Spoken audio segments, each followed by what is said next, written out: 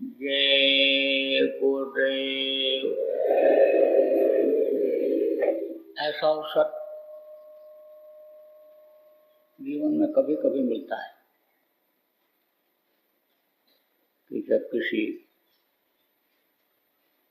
समर्थ संत गुरु के नाम के स्थान पर, आश्रम पर उनके प्रेमियों के साथ बैठ करके मालिक को याद करने का, उनकी आवाज सुनने का, जो गैबी आवाज 24 घंटे हो रही है, अनहद बेलमारी हो रही, उसको सुनने का मौका मिलता है। संतों का इतना योगदान इस धरती पर जीवों के लिए रहा जिसको भुलाया जा ही नहीं सकता है। और जो वो कह करके गए, वो बता करके गए, वो भी एक अमिट बनी रही है, इसको कोई मिटा नहीं सकता, क्योंकि वो बोले तो इसी धरती पर मनुष्य शरीर में रह करके, लेकिन वो आवाज और वो वाणी यहाँ की नहीं रही है। साधारण मनुष्य जो भाषा बोलता है, उसके मुंह से जो शब्द निकलते हैं, वो संतों के उपदेश के शब्दों से कोई तुलना नहीं कर सकते, कोई बराबरी नहीं कर सकते। संतों के उपदेश को अगर मान लिया जाए, समझ लिया जाए, तो अभी सारी समस्याएं सुलझ जाएं। तो या तो वाणी सुनने को नहीं मिलती, और सुनने को भी मिलती तो समझ में नहीं आती, क्योंकि उस समय पर जो वो बोले थे और आज जो किताबों में लिखा हुआ मिलता है, उसमें भी फर्क दिख जाता है। क्योंकि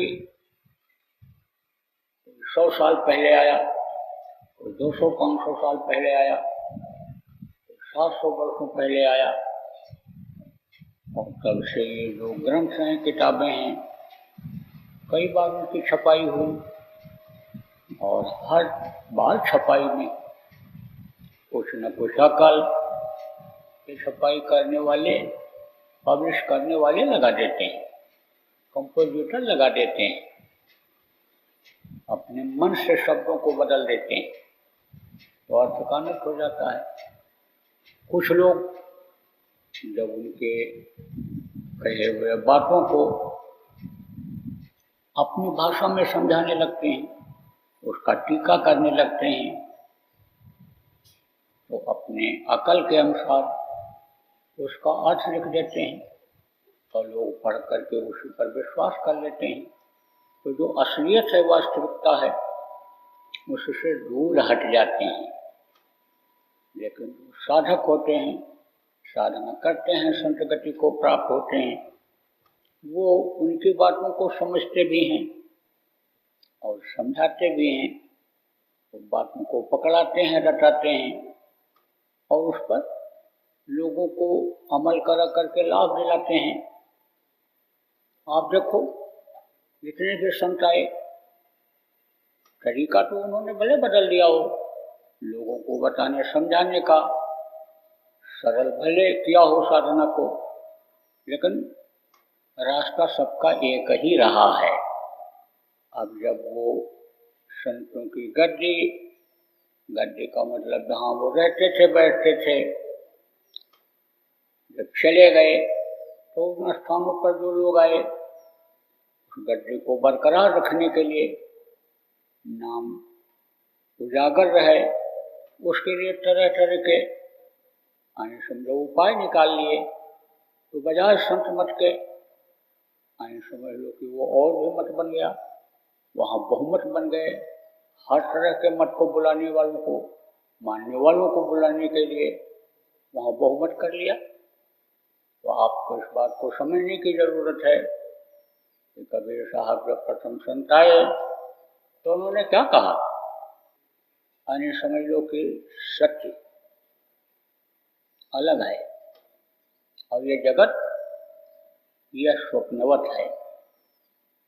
जिसको आपने सत्य मान लिया है वो सत्य नहीं है।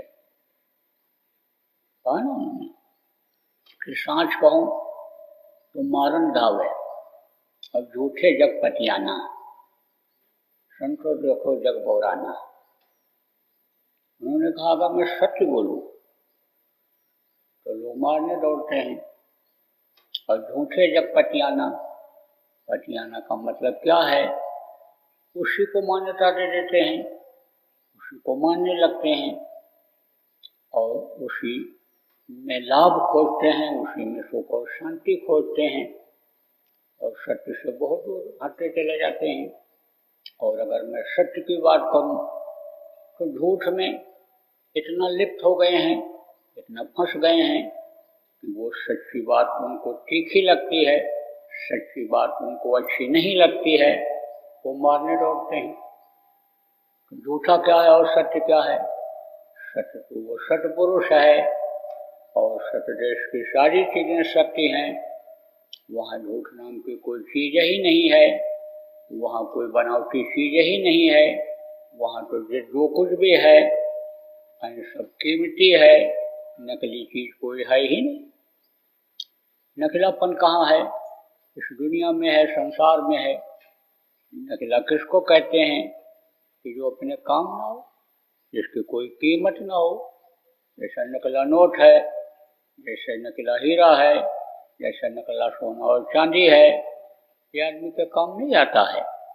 असला जो होता है, असल तो असल होता है, हमेशा काम आता है। झूठ तो झूठ होता है, झूठ जो होता है आदमी के काम नहीं आता। मौके पर तो झूठ बोल देता है, लेकिन झूठ बोल जाता है, लेकिन सत्य जो चीज होती है हमेशा याद रहती है। इसीलिए लोग झूठ बोलते नहीं हैं कि आखिर में झूठ खुल जाएगा और फिर एक झूठ को छिपाने के लिए 100 झूठ बोलेंगे, लेकिन तो भी इज्जत बच नहीं पाएगी, वो खुल ही जाएगा, किसी दिन आउट हो जाएगा। तो आप समझो कि सत्य तो वो परमात्मा है, और बाकी जिसको दुनिया वालों ने दुनिया को सत्य मान लिया, यह असत्य है, यह झूठा है, यह नकली है, यह किसी के भी काम नहीं आई। दुनिया और दुनिया की चीज किसी के भी काम नहीं आई और आखिर में इसको छोड़ करके चला जाना पड़ा। कौड़ी कबीर जमा किया सब, छोड़ के माल खजाना, एक दिन जाना पड़ेगा।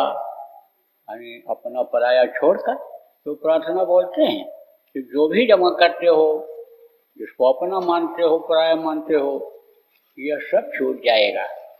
देखो इस समय पर कोरोना रोग फैला हुआ है, किसी को भी हो जाए, कहीं भी हो जाए, ऐसे ऐसे लोगों को हो गया जिनको कोई उम्मीद भी नहीं थी हमको हो जाएगा। और जब हो गया, अस्पताल में भर्ती होने के लिए गए तो बहुत से लोग उम्मीद लेकर के गए हम फिर लौट करके आएंगे, लेकिन लौट करके नहीं आए।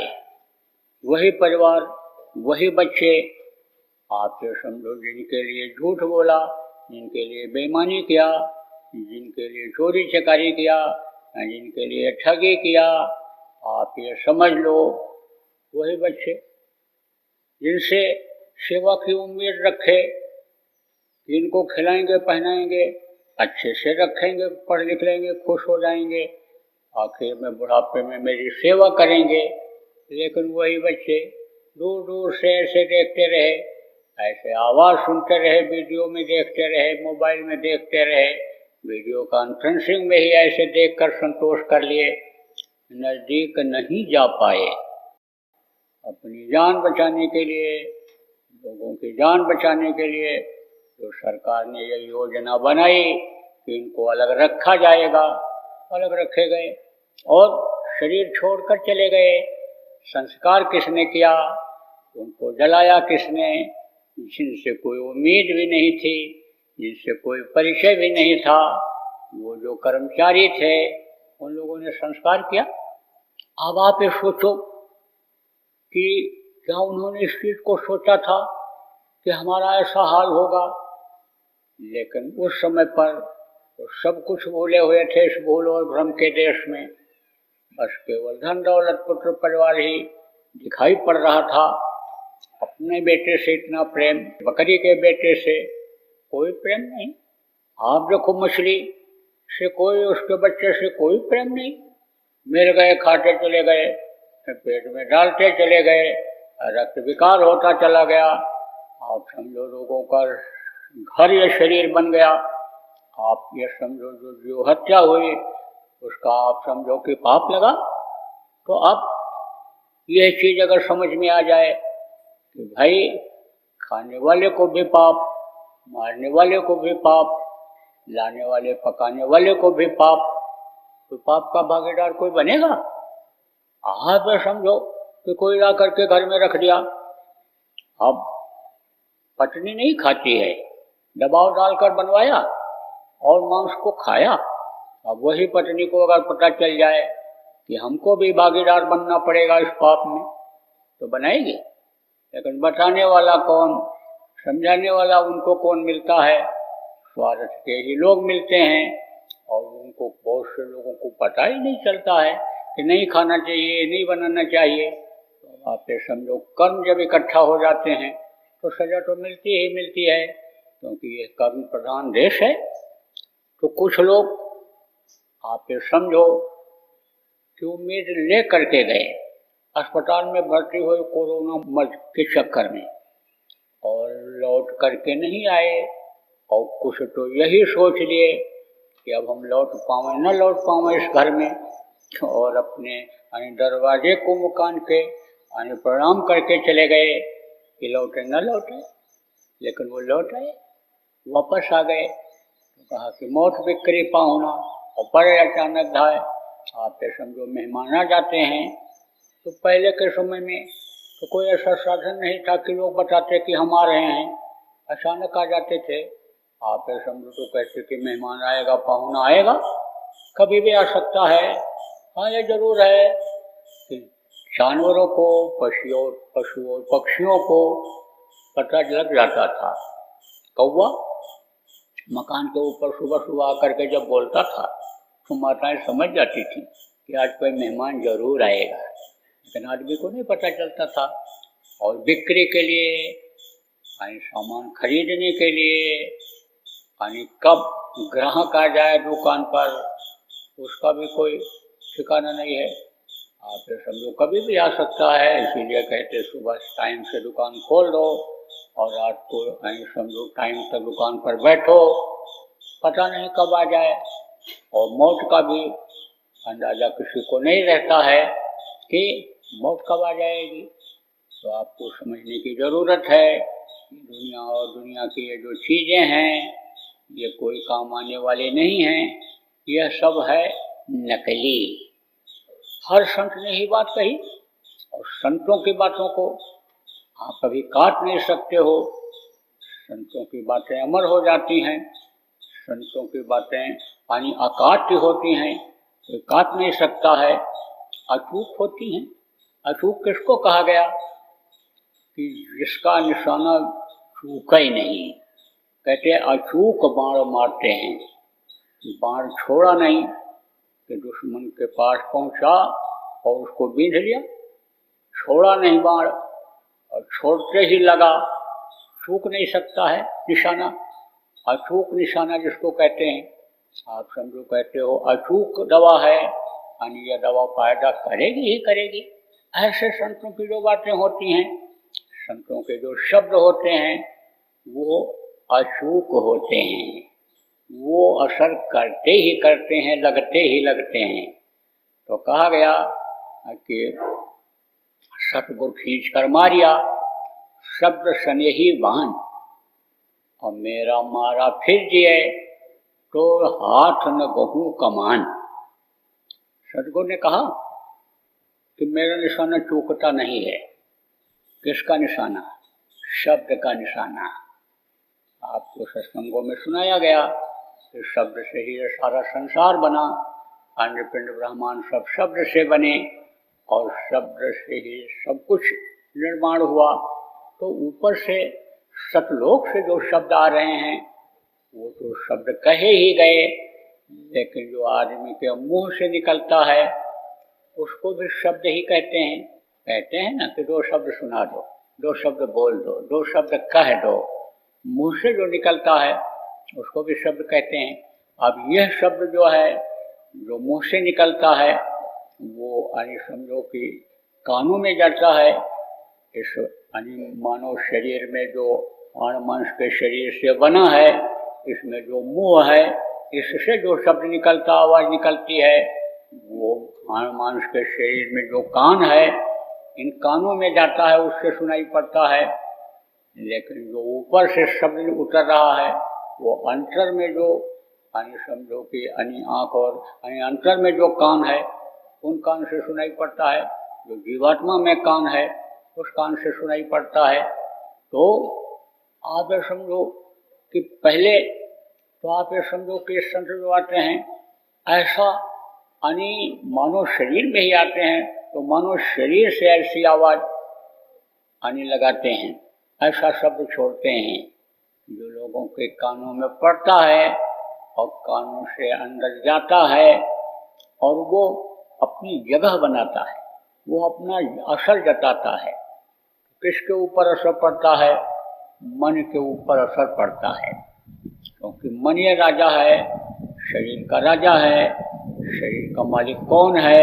शरीर का मालिक मन, काल और माया है, और माया का अंश जो है वो यानी मन है। तो अब आप ये समझो कि मन ही शरीर को चलाता है और मन के ऊपर जब असर आता है तब आप ये समझ लो कि जो इंद्रियों के घाट की तरफ यानी यह मन रस ले रहा है, आनंद ले रहा है। जब उनकी वाणी, उनका तीर अचूक निशाना यानी समझ लो कानों से यह मन सुनता है, क्योंकि मन कहाँ रहता है? कान के पास रहता है, आँख के पास रहता है। जब जिह्वा पर इसका असर रहता है, ये वहाँ बैठकर रस लेता है। तो कानों से जब अन्य मन सुनता है उनकी वाणी को, तो ये मन के ऊपर असर पड़ता है।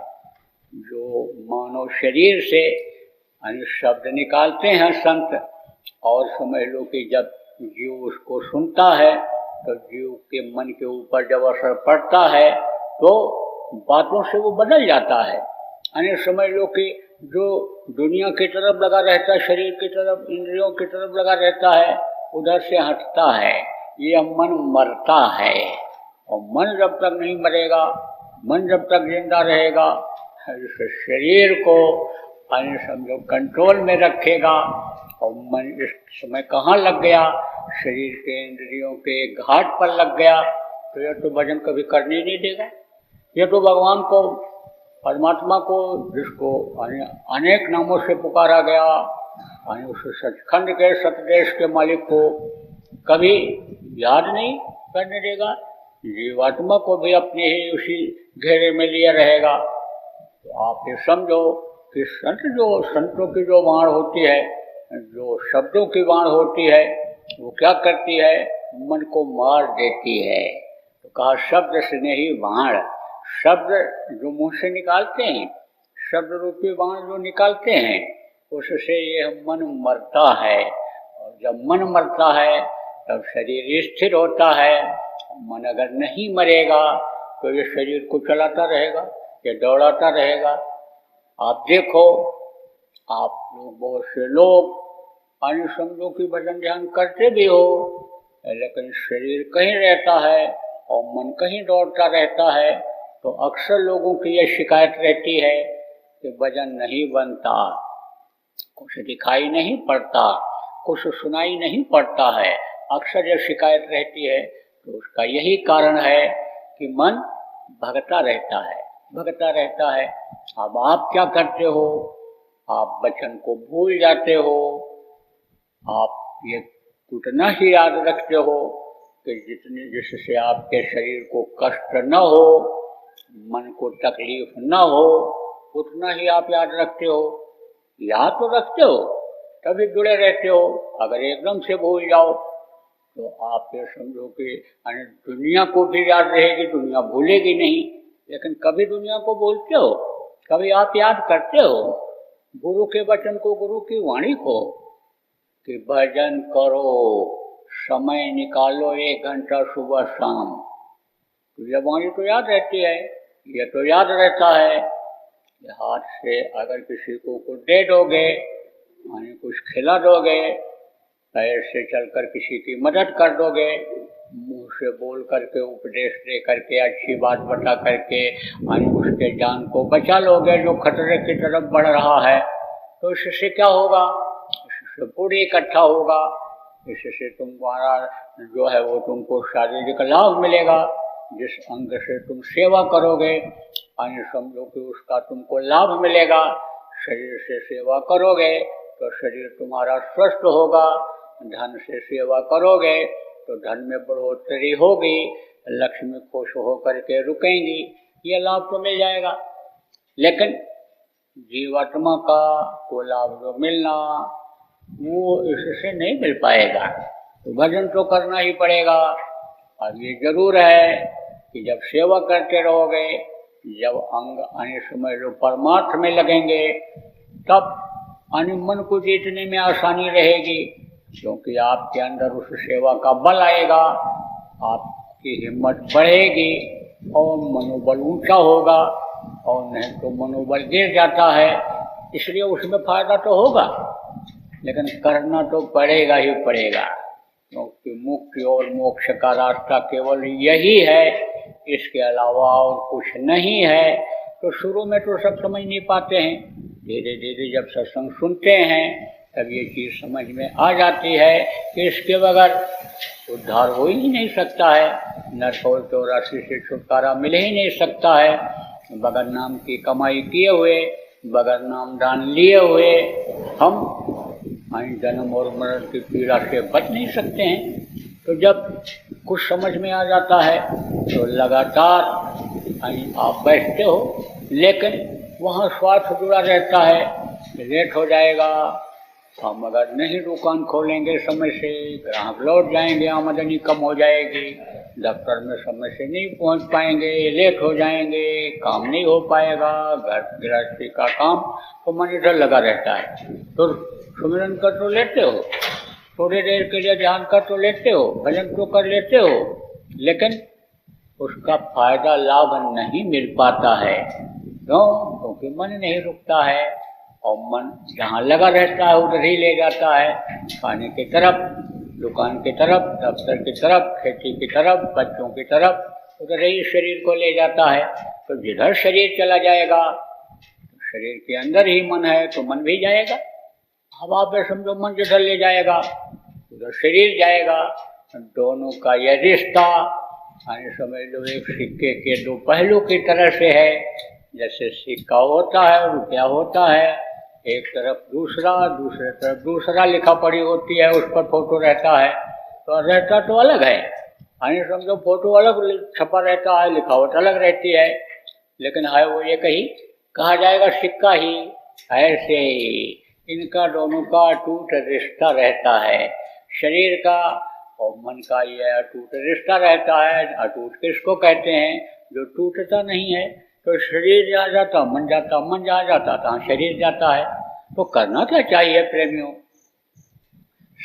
गुरु के वचन को पकड़ना चाहिए। देखो गुरु महाराज बराबर कहते रहे कि 22 घंटा अपने शरीर के लिए, बच्चों के लिए, गृहस्थी के कार्य के लिए, दुकान दफ्तर के लिए आप समय दे दो, लेकिन 1 घंटा सुमिरन भजन ध्यान के लिए सुबह शाम समय निकाल लो।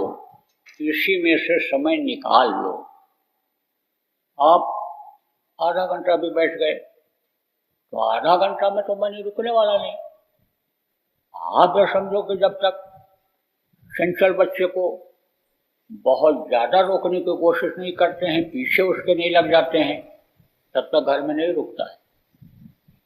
चंचल किसको कहते हैं? लड़के बात मानते ही नहीं, जिद्दी हो जाते हैं, मना करो वही काम करते हैं। घर से निकल गए तो मना करते करते निकल जाते हैं, खेलते रहते घूमते रहते हैं। इसी बात का भान ज्ञान नहीं रहता है तो वो फंस भी जाते हैं, चोट चपेट भी लग जाती है, पैर भी तोड़ लेते हैं, हाथ भी तोड़ लेते हैं। देखा देखी नहीं, ये लड़का कूद जा रहा है, पेड़ पर चढ़ जा रहा है, वहां से कूद जा रहा है, वो भी कूद जाते हैं, अज्ञानता में मानते नहीं। तो वो होते हैं चंचल। लेकिन जब उसके पीछे पड़ जाते हैं, बार बार रोकते हैं, बार बार समझाते हैं, तब मान जाता है। बच्चों की एक आदत होती है कि बच्चे जिस तरह से जिद्दी हो जाते हैं, जिस तरह से बातों को नहीं मानते हैं, उसी तरह से समझाने से, बताने से, सख्ती करने से जल्दी मान लेते हैं। क्योंकि जो कच्चा घड़ा होता है उस पर अगर आप निशान बना दोगे तो बन जाएगा, जब तक रहेगा तब तक समझो कि वो निशान बना रहेगा, चाहे उसको पका दो, चाहे उसको जला दो, जो भी चाहो, यहाँ पे समझो कि वो घड़े पर निशान बना रहेगा जब तक रहेगा। ऐसे ही कच्चे घड़े की तरह से बच्चों की जिंदगी होती है, तो उसी तरह से यह मन की गति भी होती है, मन की चाल होती है।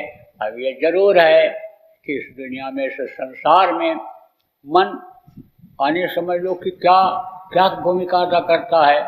जैसे एक नाटकशाला होती है, नाटकशाला किसको कहते हैं? यहाँ पर नौटंकी होती है, रासलीला रामलीला होती है, वहाँ पर वो नाटकशाला होती है, नाट्यशाला जिसको कहते हैं।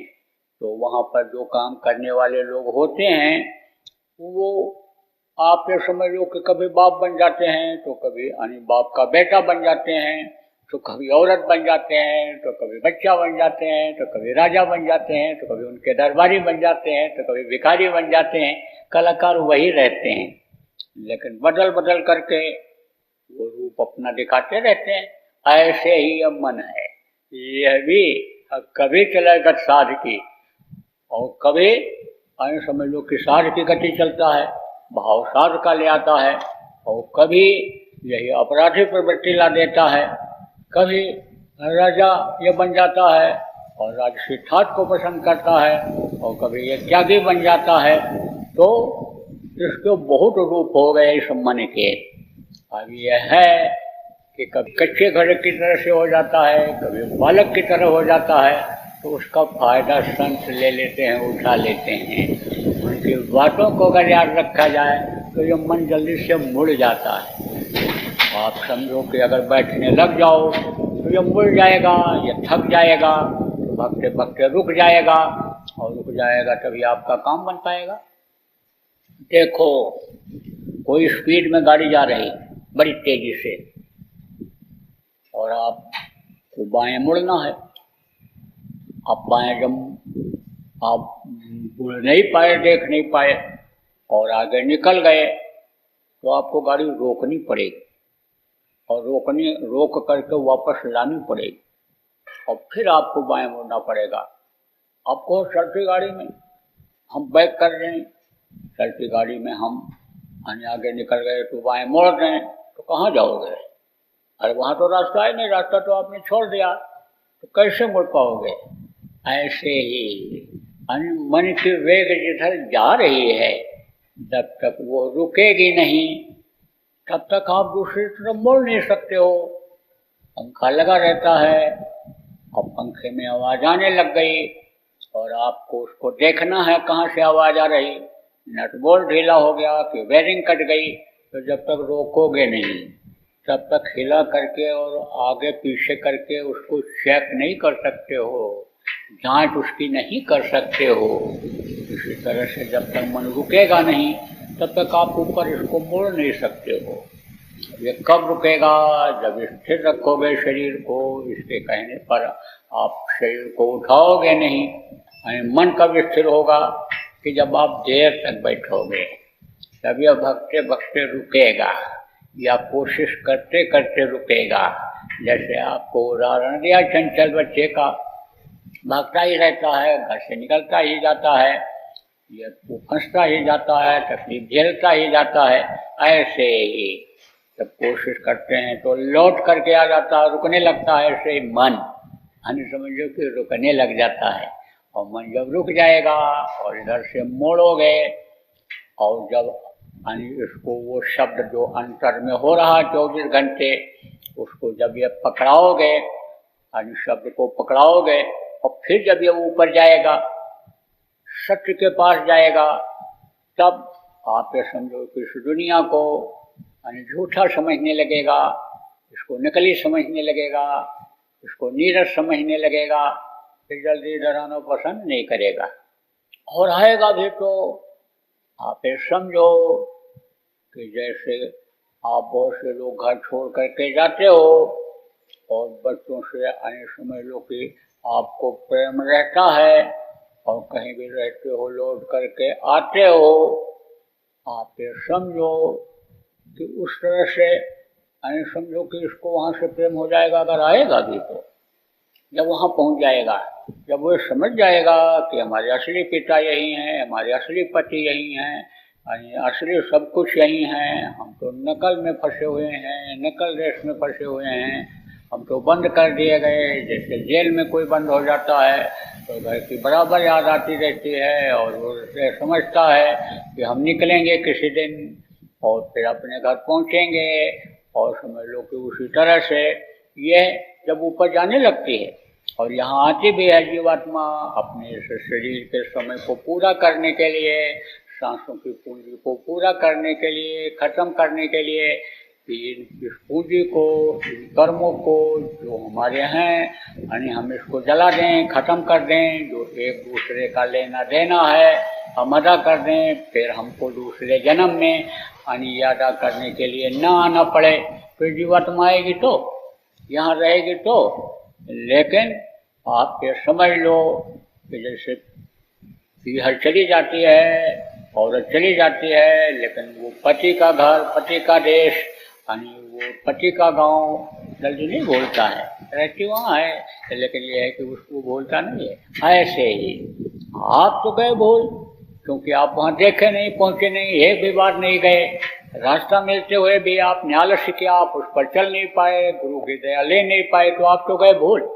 लेकिन जब जीवात्मा एक बार वहाँ पहुँच जाएगी तब फिर ये भूलने वाली नहीं है, और बराबर याद आती रहेगी प्रीतम की, और बराबर यह रहेगा कोई ऐसे कर्म न बन जाए कि जिससे हम फंस जाएं और अपने घर अपने वतन न पहुँच पाएं, अपने प्रियतम अपने मालिक के पास न पहुँच पाएं। तब जब बराबर याद आता रहता है, जो चीज़ बराबर याद आती रहती है यानी उसको वो आसानी से पा लेता है। बच्चे देखो जब मेहनत करते हैं कि हमको टॉप करना है, पढ़ना है, डिग्री लेनी है, बराबर ये चीज़ जब याद रहती है तब वो पढ़ ले जाते हैं। जब बराबर याद रहता है कि दुकान खोलना है, दुकान चलाना है, पैसा कमाना है, नौकरी में तरक्की करनी है, तो आदमी मेहनत करता रहता है, लगा रहता है और आगे बढ़ जाता है। ऐसे बराबर याद रहता है। रहते हुए गृहस्थ आश्रम यानी समझ लो कि इसमें नहीं महसूस करता है कि मैं गृहस्थ आश्रम में हूँ, और जो लेना देना और सांसों की पूंजी खर्च करने के लिए मिली, आराम से खर्च हो जाती है।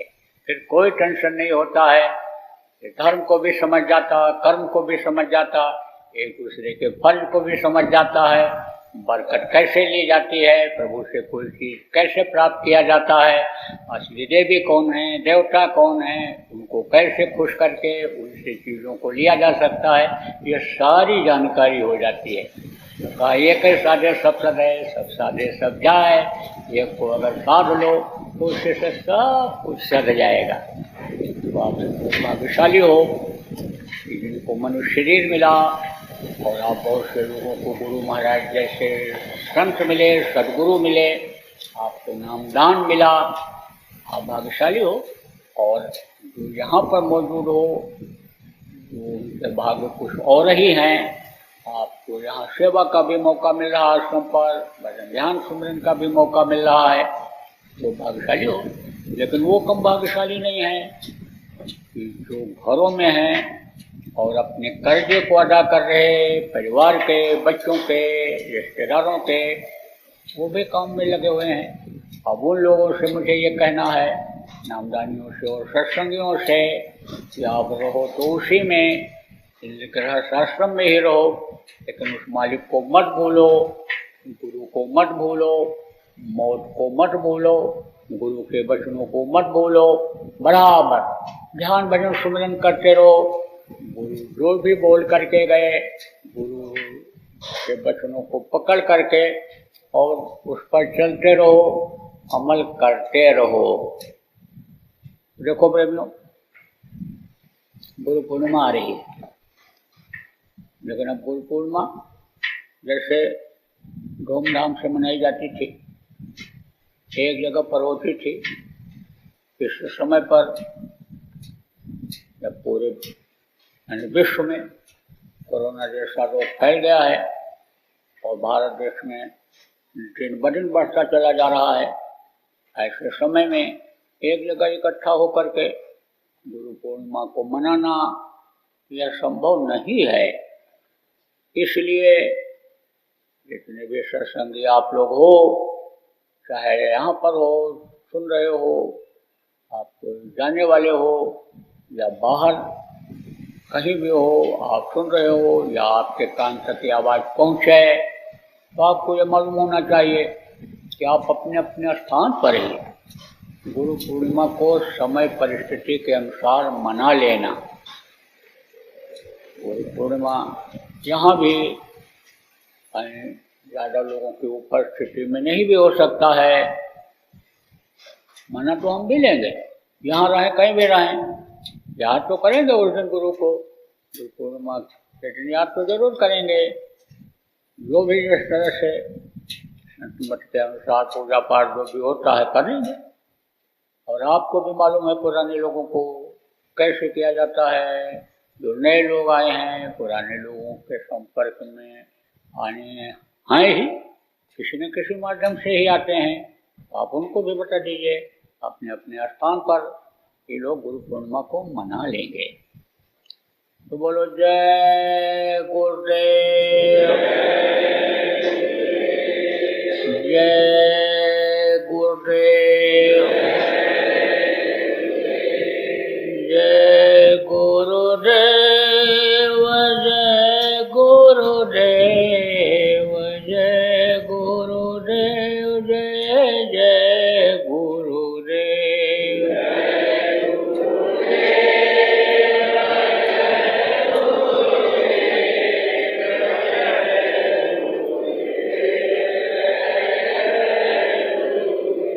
जय गुरुदेव, जय गुरुदेव, जय गुरुदेव, जय जय गुरुदेव।